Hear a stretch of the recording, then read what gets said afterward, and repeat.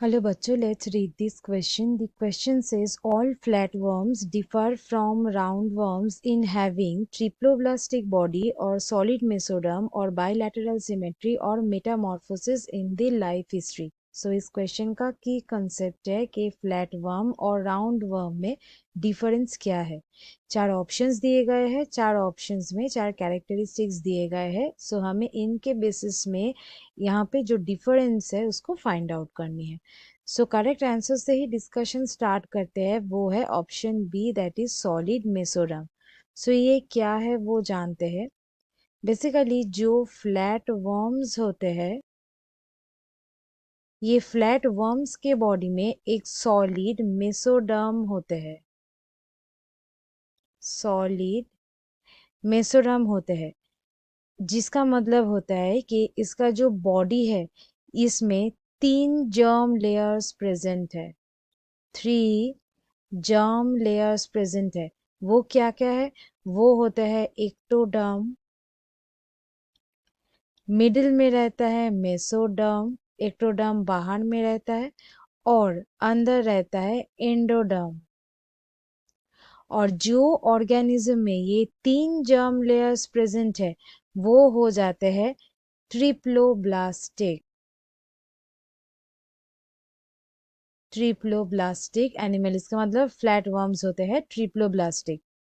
और flat worm के body में ये तीनों लेयर्स प्रेजेंट है, इसका मतलब इसमें कोई सिलोम नहीं है, इसके लिए ये होता है असिलोमेट, ये असिलोमेट होते हैं। वेरेज राउंड वर्म में आते हैं, ये जो राउंड वर्म्स होते हैं, राउंड वर्म्स में सिलोम प्रेजेंट है, सिलोम प्रेजेंट। इसका मतलब ये होता है एक सिलोमेट। बेसिकली ये जो सिलोम यहाँ पे प्रेजेंट है ये मेसोडर्मली डिराइव नहीं होता है, नॉट डिराइव्ड मेसोडर्मली, मतलब ये मेसोडर्म से डिराइव नहीं हुआ है।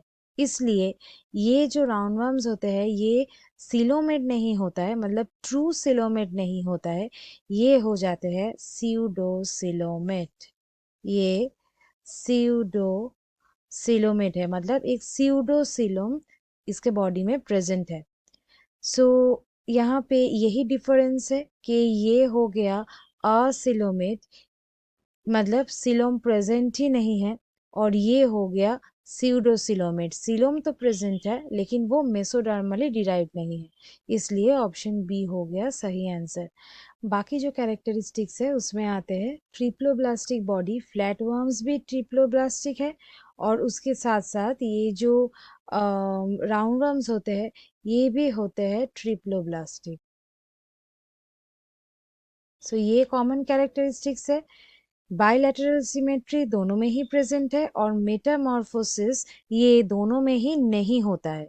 सो ये तीन जो ऑप्शंस है ये गलत हो गए। The correct option is option B. So students, hope you understood it well. Best of luck.